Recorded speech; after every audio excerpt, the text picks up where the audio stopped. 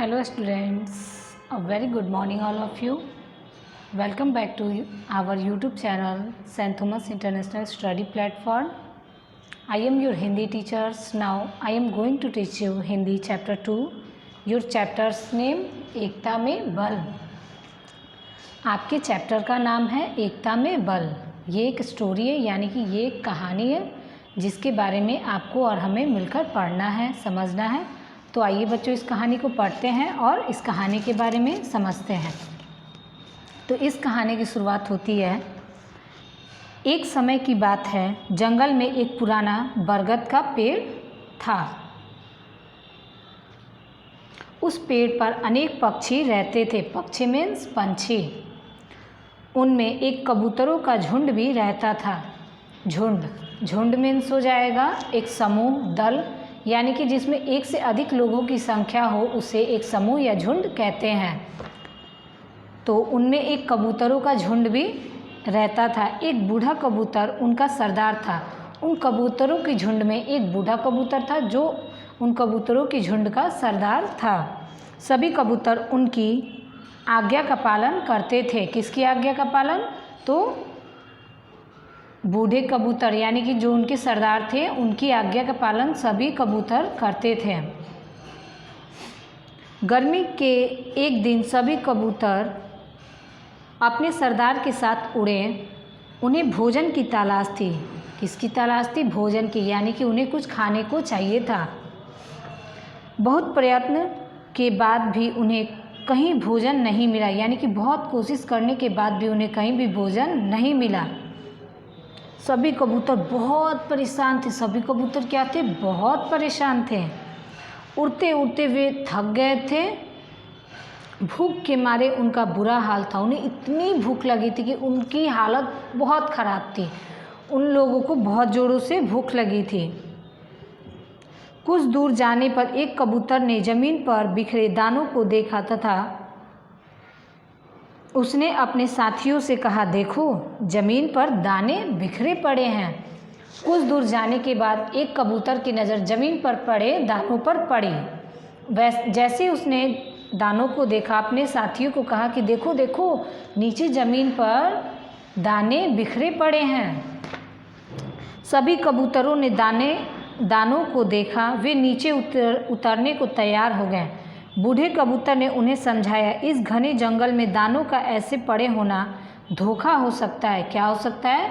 धोखा, यानी कि ये ज़रूर किसी न किसी की चाल हो सकती है.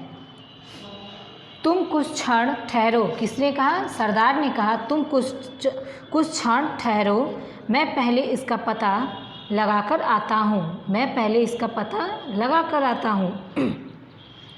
बूढ़ा कबूतर नीचे की ओर उड़ा.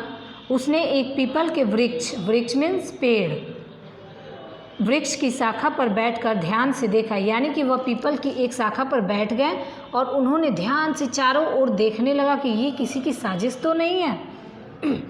दानों के ऊपर बहुत बारीक जाल फैला हुआ था. जहाँ दाने गिरे हुए थे उन दानों के ऊपर बहुत बारीक जाल फैला हुआ था, यानी कि बहुत छोटे छोटे छिद्र वाले जाल फैले हुए थे. उसने झाड़ी के पास छिपे बहेलिए को भी देखा. बहेलिया मीन्स चिड़िया पकड़ने वाला, यानी कि चिड़िया पकड़ने वाला या बोलिए तो शिकारी.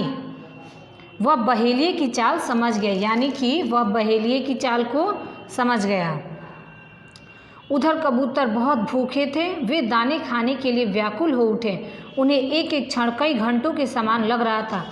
जब आपको भूख लगी हो और आपके सामने कुछ खाने के हो तो जी मचलने लगता है ना, और सोचते जैसे भी हो इस भोजन को, यानी इस खाने को हम लोग जल्द से जल्द खा लें. वैसे कबूतरों की भी फीलिंग्स, यानी कि उनकी भी जिज्ञासा, आशा यही थी कि जो उनके सामने खाना पड़ा हुआ है वह उस खाने को जल्द से जल्द खाएं.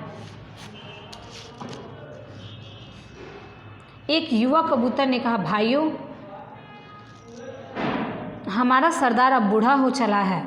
यही कारण है कि उसकी बुद्धि ठीक से काम नहीं कर पा रही है. वह सनकी और चिड़चिड़ा भी हो गया है. हमें अपना सरदार बदल देना चाहिए. किसने कहा? कबूतरों की झुंड से एक युवा कबूतर ने अपने बूढ़े सरदार की निंदा करते हुए कहा कि हमारा सरदार अब बूढ़ा हो चला है, वह उसकी बुद्धि ठीक से काम नहीं कर पा रही है, वह सनकी और चिड़चिड़ा भी हो गया।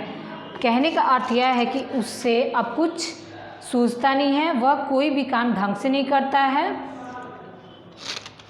तो अब हमें अपना सरदार बदल देना चाहिए। एक दूसरे कबूतर ने उसकी बात सही ठहराते हुए कहा,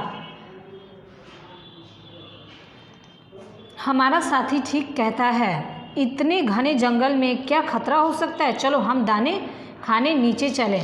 जैसे युवा कबूतर ने उन्हें कुछ समझाया, वैसे ही झुंड से एक और कबूतर ने कहा कि हमारा साथी सही कह रहा है, सोचो इस घने जंगल में भला कौन आ सकता है और कौन साजिश कर सकता है, ऐसा कुछ नहीं है, हम चलो अपना भोजन करते हैं।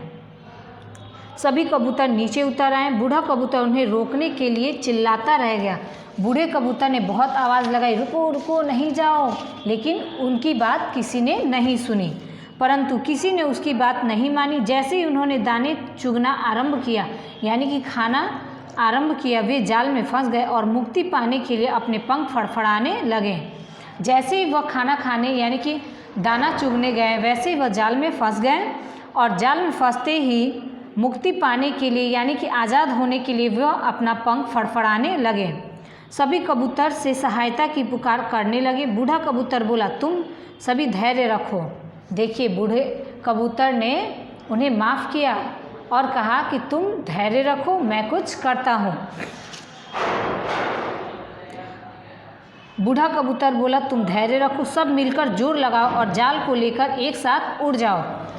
उन्होंने कहा कि तुम सारे कबूतर जोर लगाओ और जाल को लेकर ऊपर उड़ जाओ। सभी कबूतरों ने मिलकर जोर लगाया, जाल ऊपर उठने लगा। यह देखकर उन्होंने और जोर लगाया। जैसे ही जाल ऊपर उठने लगा, वैसे ही कबूतरों ने जोर लगाया और जाल और ऊपर उड़ने लगा।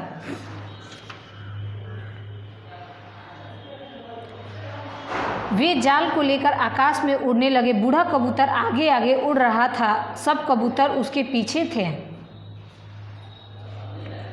थोड़ी दूर जाकर बूढ़ा कबूतर बोला, यहाँ एक चूहा रहता है, वह मेरा मित्र है, वह हमारी सहायता करेगा, यहीं उतर जाओ। जब कुछ दूर वह लोग चले गए, वैसे ही बूढ़े कबूतर ने कहा, यहाँ मेरा एक मित्र चूहा रहता है जो हमारी सहायता करेगा, इसलिए हम सब यहीं उतर जाते हैं। सभी कबूतर नीचे उतर गए। नीचे उतर कर बूढ़े कबूतर ने चूहे को आवाज़ लगाई। चूहा बिल से बाहर आया। चूहे ने सारा जाल काट दिया। कबूतर जाल से मुक्त हो गए। सभी कबूतरों ने चूहे और अपने सरदार को धन्यवाद किया। किसी ने सत्य ही कहा है, एकता में बहुत बल है।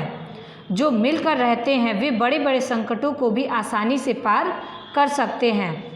तो बच्चों, इस कविता से हमें यह संदेश मिलती है कि एकता में शक्ति होती है। हम कोई भी काम अकेले जितना अधिक समय लगाकर कर सकते हैं, उसी काम को अगर हम एक झुंड में, एक ग्रुप में यानी कि एक समूह में करते हैं तो वह काम बहुत ही आसानी से और बहुत ही कम समय में पूर्ण हो जाएगा।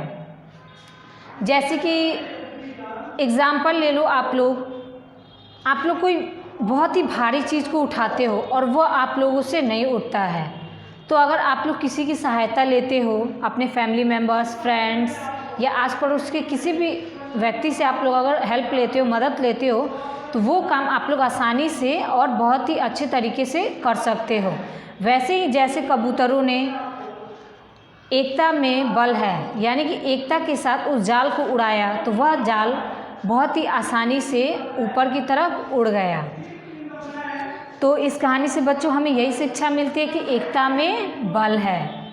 तो हम सबको मिलजुल कर अच्छे से रहना चाहिए।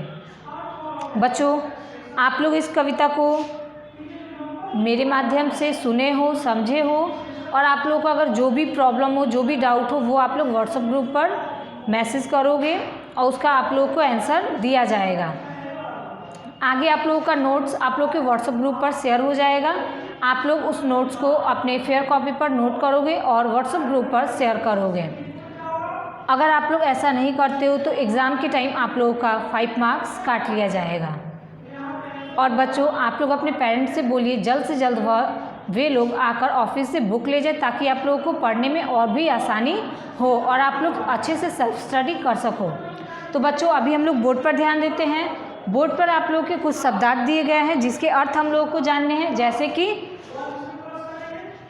जैसे आप लोग देख सकते हो, झुंड, झुंड का अर्थ होगा समूह, सरदार, सरदार का अर्थ होगा नेता, आज्ञा का अर्थ होगा आदेश, प्रयत्न का अर्थ होगा कोशिश, बहेली का अर्थ होगा चिड़िया पकड़ने वाला या शिकारी, युवा का अर्थ होगा जवान, सत्य, सहायता का अर्थ होगा मदद, संकट का अर्थ होगा मुसीबत या विपत्ति।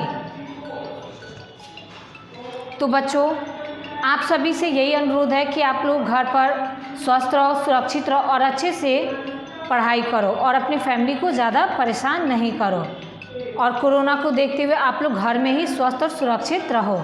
Thank you students, all the very best.